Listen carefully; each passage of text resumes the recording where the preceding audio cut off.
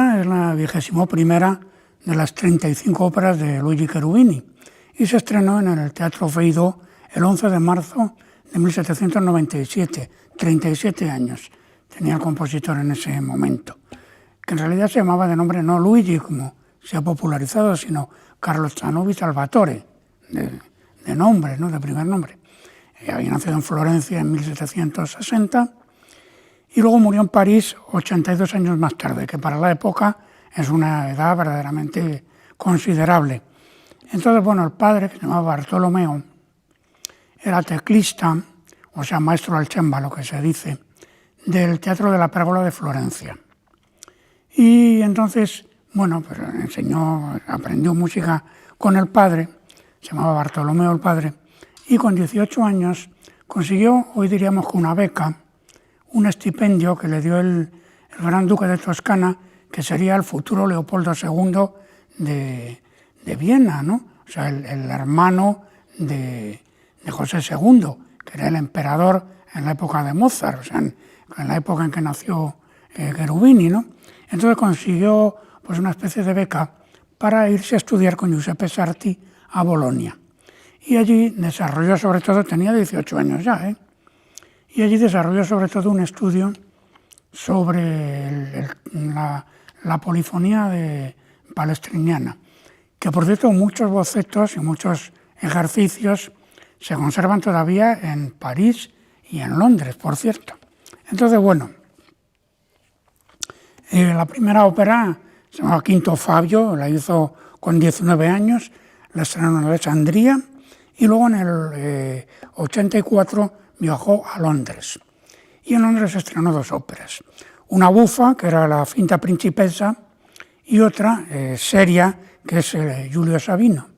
Y al año siguiente, y este año que fue decisivo en su vida, es cuando viaja a París. Y entonces en París conoce a Giovanni Battista Viotti, y digo que fue decisivo porque se hizo muy amigo de Viotti, y Viotti le presentó pues, a toda la alta sociedad parisina. Viotti, claro, era en aquel momento violinista apreciadísimo. Se puede decir que es el creador de la moderna, vamos a decir, escuela violinística predecesora del futuro Paganini, por ejemplo. Entonces él estaba muy bien relacionado, se hizo muy amigo de Viotti. Viotti le presentó, entre otras cosas, pues a María Antonieta. Y entonces, bueno, ya la cuestión es que Cherubini decidió quedarse en París, aparte de algún viaje extemporáneo, ¿no?, como por ejemplo cuando fue a hacer Ifigenia en Aulide a Londres en el año 85, y luego la hizo también en Turín. Pero ya se quedó definitivamente en Londres y, bueno, sería el lugar de su actividad en el resto de su vida. Entonces, en el 88 estrenó allí el Demofonte. Y Demofón pues, fue un exitazo inmediato, que claro, ya proyectó su nombre ampliamente a todo el territorio operístico francés en aquel momento. Bueno, operístico no, porque al año 89, es decir, con 29 años, le nombraron director del que se llamaba entonces Théâtre de Musique, que inmediatamente se convirtió luego en el Teatro Feydeau, ¿verdad? Y consiguieron pues, un permiso del rey para hacer ópera italiana. Y efectivamente allí trabajó varios años y como director de ópera italiana pues tuvo que hacer, aparte de sus propias obras, arias de inserción pues claro, cuando los cantantes llegaban y no les gustaba el aria que le tocaba, pues al maestro le tocaba escribir algo a ver si al cantante le gustaba más. Y entonces se conservan 40 y tantas arias de inserción de los años que él estuvo de director, en el 89, 90, 91, pues ¿para qué? Pues para óperas de Paisiello, de Cimarosa, de Pergolesi, etc. Entonces, bueno, el teatro, ya digo, el año 91 se transformó en el Teatro Feydeau y ahí es donde Cherubini tuvo su primer éxito internacional, que fue la Lodoiska. La Lodoiska fue un exitazo, vamos, en toda Europa. Entonces ya, durante los años de la Revolución, estuvo en Normandía, refugiado en casa de un amigo, volvió al 94, es cuando se casa con Ana Cecilia Torretta, con la que tendrá 3 hijos, y en el 95 es cuando se funda el Conservatorio de París. Esto es importantísimo, le nombraron en ese momento Inspector Nacional de Música. Es importantísimo destacar este detalle porque los conservatorios, tal como los concebimos hoy, una escuela de música que se paga por matricularse, etcétera, son una creación de la Revolución Francesa, porque es decir, son conservatorios, instituciones de naturaleza laica, porque hasta entonces los conservatorios, vamos a decir, dependían de organizaciones religiosas, de organizaciones eclesiásticas, etcétera. Entonces el primer conservatorio público y de naturaleza laica es precisamente el de París del año 95. Entonces en el 97 es cuando va a estrenar Medea, y Medea la estrenan Julien Delixio y Pierre Gaveau, que habían sido los mismos intérpretes de la Lodoisca que tanto éxito internacional había tenido unos años atrás. Total, que en el 1805, por indicación de Napoleón, más bien por orden de Napoleón, se traslada a Viena a crear allí el Conservatorio Público, y esta visita será importante porque hace amistad con Beethoven, con Haydn, está en el estreno de la ópera, de la única ópera de Beethoven, que entonces se estrena como Leonora, que además tiene un precedente claro en el de Journet, del propio Cherubini.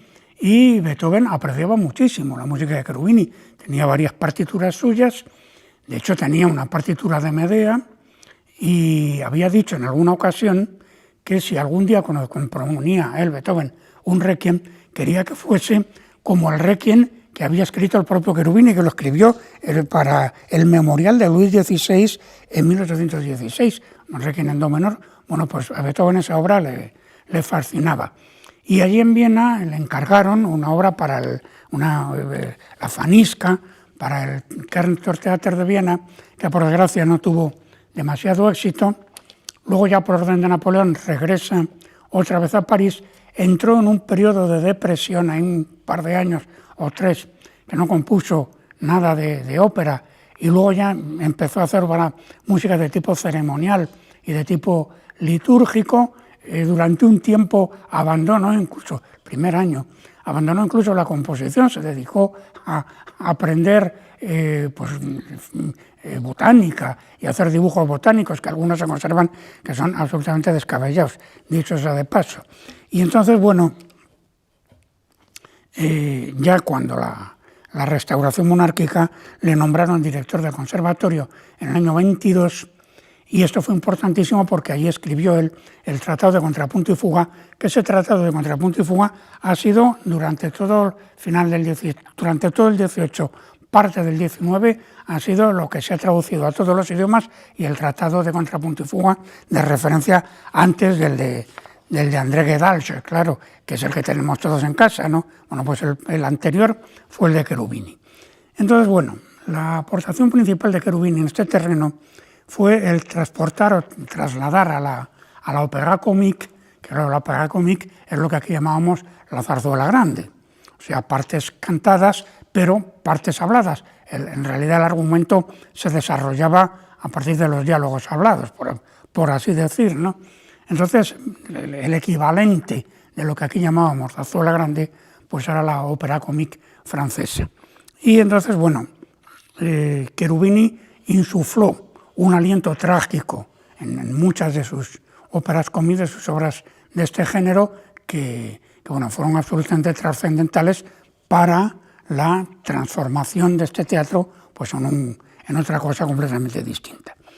De hecho, bueno, la Medea, que es una parte naturalmente de la tragedia homónima de Eurípides, pues tiene algunas características que son ya muy señeras. Lo primero es la riqueza de la escritura instrumental, porque claro, en aquel entonces la orquesta era sobre todo orquesta de cuerda, ¿no? Y los instrumentos de viento pues se contrataban específicamente para si hacían falta para alguna obra concreta.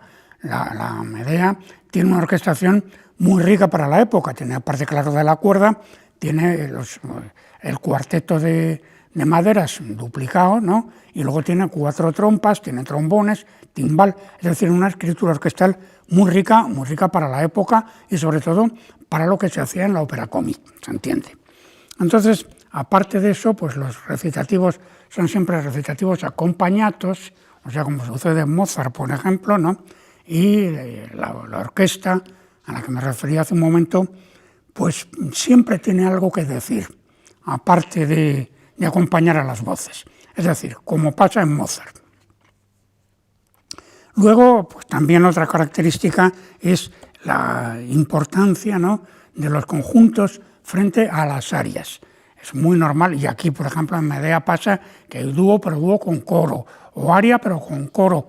Siempre hay algo más que acompaña el aria. Las arias son relativamente menos frecuentes que los conjuntos, entendiendo conjuntos en un sentido amplio. O sea, exactamente lo mismo que pasa con las óperas tardías de Mozart. Y luego, pues bueno, muy trabajados, muy elaborados los finales de acto. O sea, lo mismo que pasa en Mozart, por así decir. Entonces, bueno, sobre Medea en concreto, Basil escribió una frase que está espléndidamente expresada su importancia cuando dice que ninguna figura trágica anterior habrá dominado la escena de modo tan absoluto y tan completo. Y desde luego otro aspecto importantísimo que hay que señalar es que la escritura vocal, y sobre todo en un caso como Medea, sobre todo en el último acto, pues la escritura vocal que es trascendental no es en absoluto una escritura de tipo virtuosístico, con escalas, con gorgoritos, por así decir, no. El texto es casi siempre silábico, está absolutamente ligado al desarrollo, a lo que va proponiendo argumentalmente el texto, el libreto, ¿no? Y bueno, podríamos añadir que en el Teatro Feydeau había Cherubini, estrenado años atrás, en el año 800, Le Déjeuner, que, como decíamos antes, es el clarísimo precedente del Fidelio beethoveniano, a cuyo estreno asistió Cherubini cuando estuvo en Viena. Como Fidelio no, se llamaba entonces Leonora, ¿no? Entonces, bueno, el mito de Medea, según lo recoge Pausanias y otros autores, Medea es hija de Etes, que es el rey de la Cólquida, y de Ida, que es una oceánide, es decir, que es nieta del océano y es nieta del sol, o sea, de Helios, ¿no? Es una hechicera porque es sobrina de Circe y ha heredado sus capacidades mágicas. Cuando Jasón con los argonautas llegan a la Cólquida que es lo que llamamos Georgia, ¿no? Cuando llegan a la Cólquida en busca del vellocino de oro, pues entonces Eete le pone una serie de pruebas para tratar de dificultar que pueda hacerse con este señero objeto. Y entonces es Medea, que se ha enamorado de Jasón, la que le da un determinado bálsamo para que pueda pasar delante de los toros de Festo sin quemarse, porque ellos vomitan fuego, y luego cuando llega a donde está el vellocino de oro, que hay una serpiente o un dragón, según el autor que consultemos, pues ella entonces consigue dormir a ese ser para que él rescate el vellocino de oro. Se enamora de Jasón, tiene 2 hijos con él, que se llaman Ceres y Mémero, que luego, claro, pues tendrán un aciago destino, ¿no? Y bueno, esta es la parte de la Cólquida, pero la segunda parte de la historia de Medea es la historia de Medea en Corinto. Entonces, cuando llegan a Corinto, Grecia, entonces Jasón se enamora de Glauce, ¿no?, que es la hija de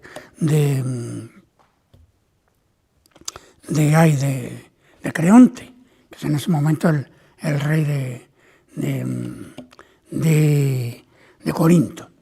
Y entonces, claro, se enamora de ella, repudia a Medea, y Medea, claro, pues sufre una desesperación extraordinaria que le regala un peplo a Glauce, que aquí en la ópera se llama Dircé, y este peplo es un peplo mágico que cuando ella se lo pone, pues según unos autores, arde y ella se quema, o bien pues se envenena, pero el caso es que muere también. Y a continuación es cuando asesina a los dos hijos que ha tenido con Jason, y entonces, bueno, pues Jason cae en la desesperación más absoluta y ella además ni siquiera le permite ver o abrazar los cadáveres de los hijos, sino que se marcha, estoy hablando del mito, claro, se marcha en un carro que le regala Helios. Aquí en la ópera lo que es un incendio al final, pues bueno, en la ópera de la época gustaba sobre todo acabar con grandes, como se decía entonces, prodigios escénicos. Se marcha de escena acompañada por las Euménides, y bueno, toda la última parte de la historia, pues bueno, es la sustancia esencial de la ópera, la parte de Medea en Corinto.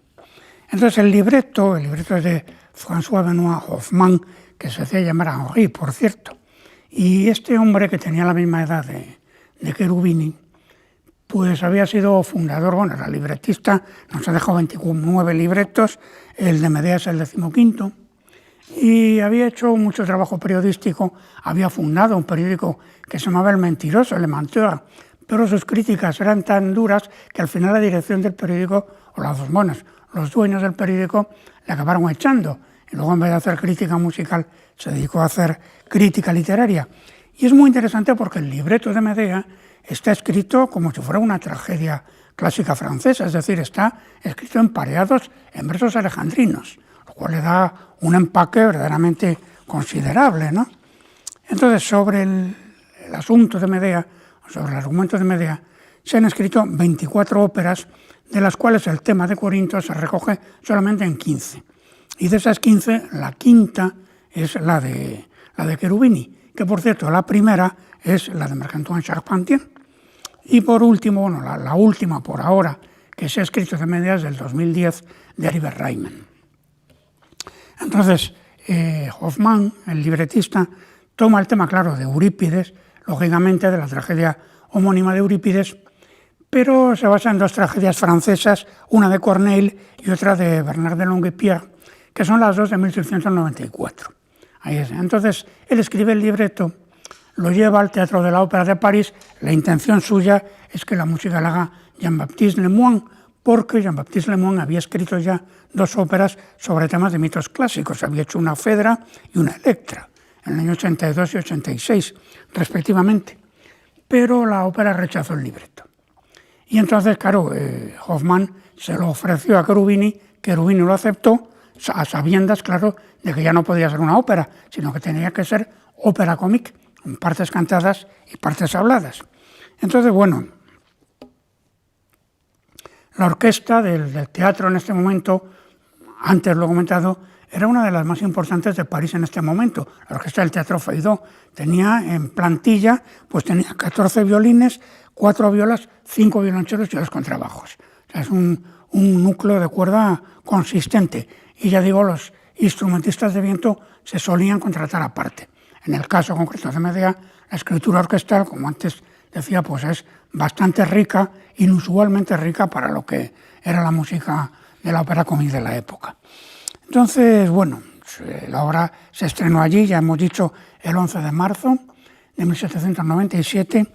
Jean Montgredien, que ha sido un importante estudioso de historia de la música, concretamente en la Sorbona, a propósito de Medea,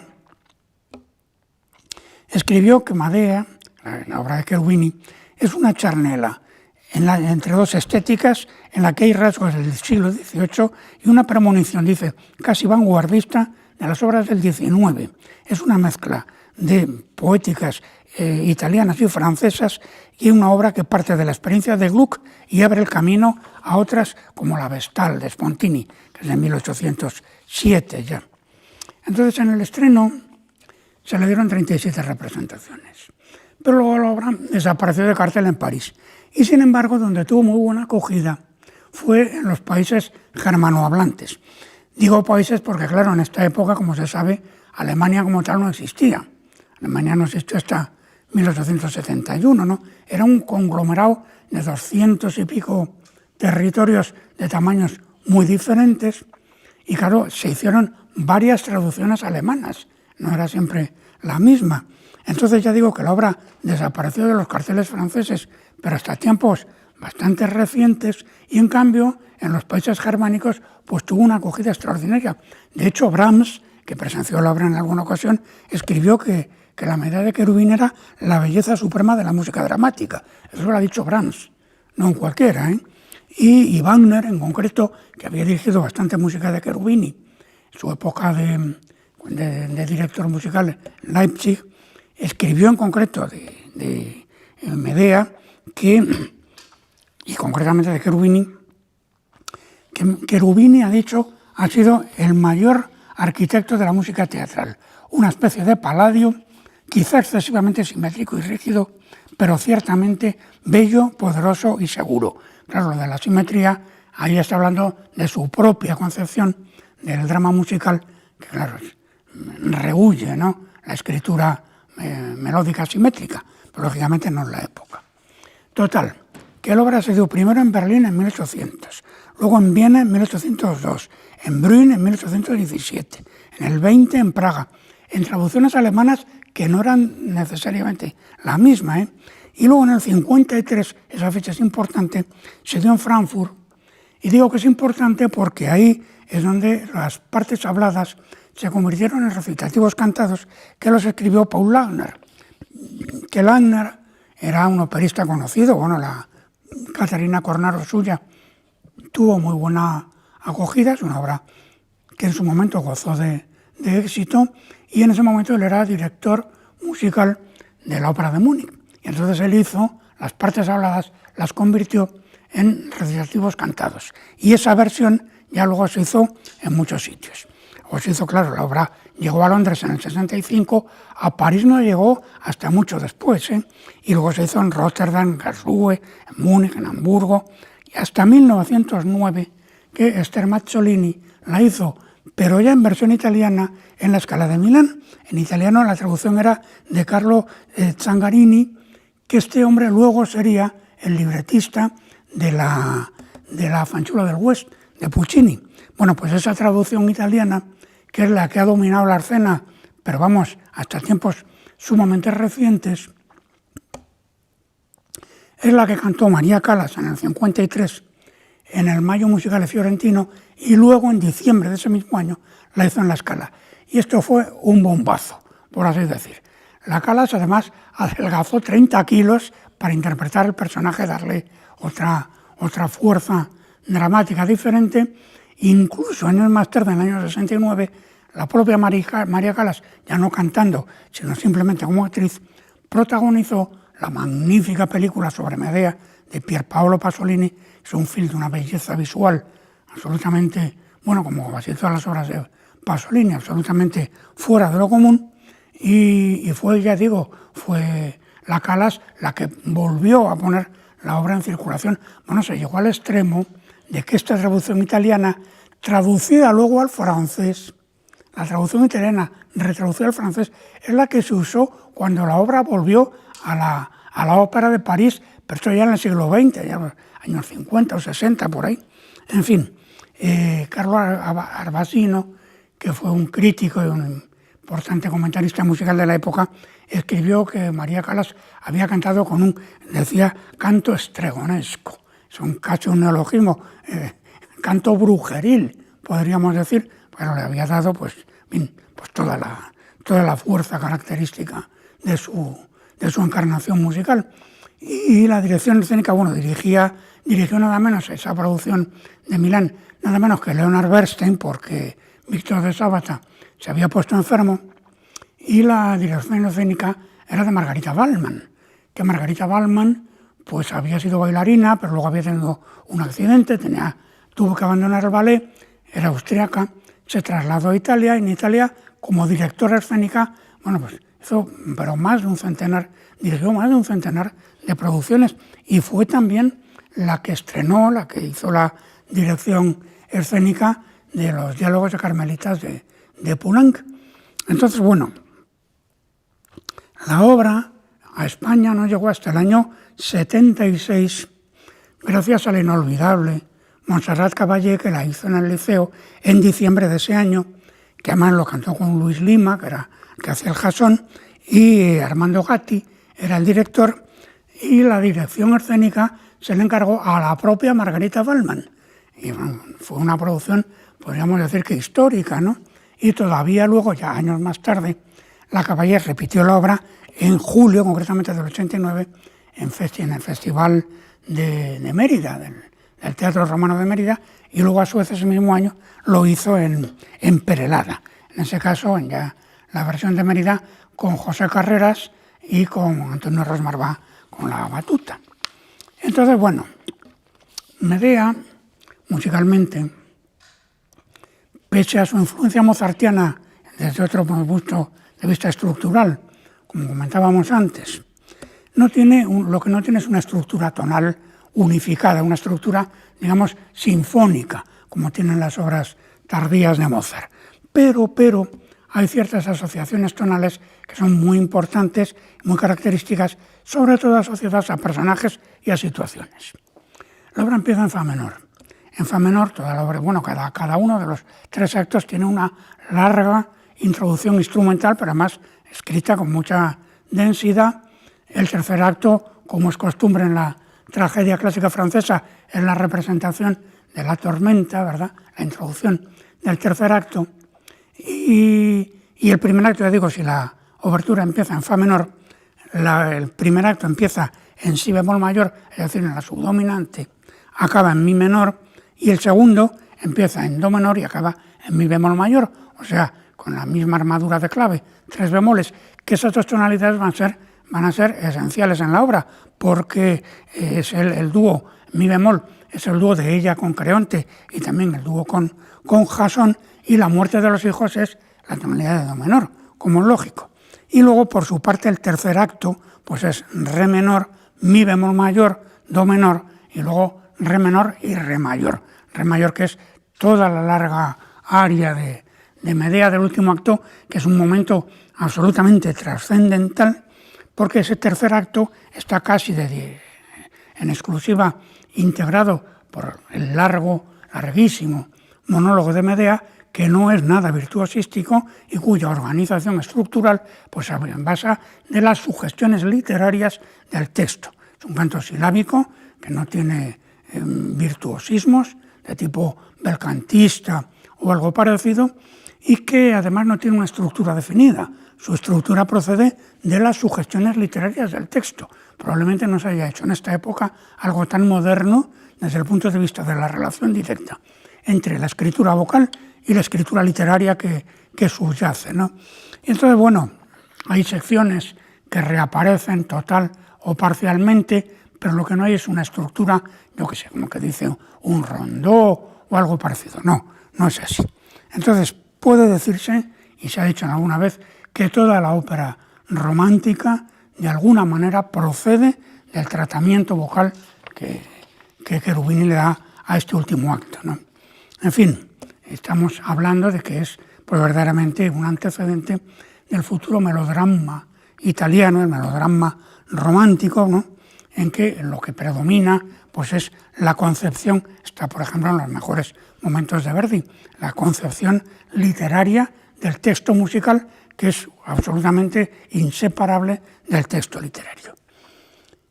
Podríamos concluir dándole la palabra a la propia Medea, tal como se presenta en la tragedia de Eurípides, porque algunos de sus fragmentos, de sus frases, pues yo creo que tienen un contenido que es perfectamente, en algunos aspectos al menos, extrapolable a los tiempos presentes.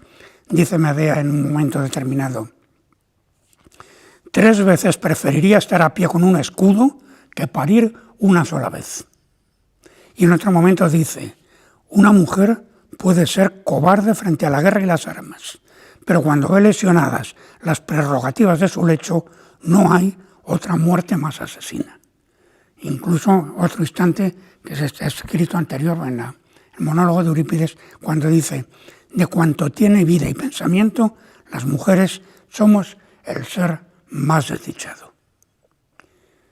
La versión que se presenta ahora en este teatro es la primera vez que Medea se va a cantar en francés en España, y para ello se ha utilizado la edición crítica de Heiko Kuhlmann con las partes habladas convertidas en recitativos cantados por Alan Curtis.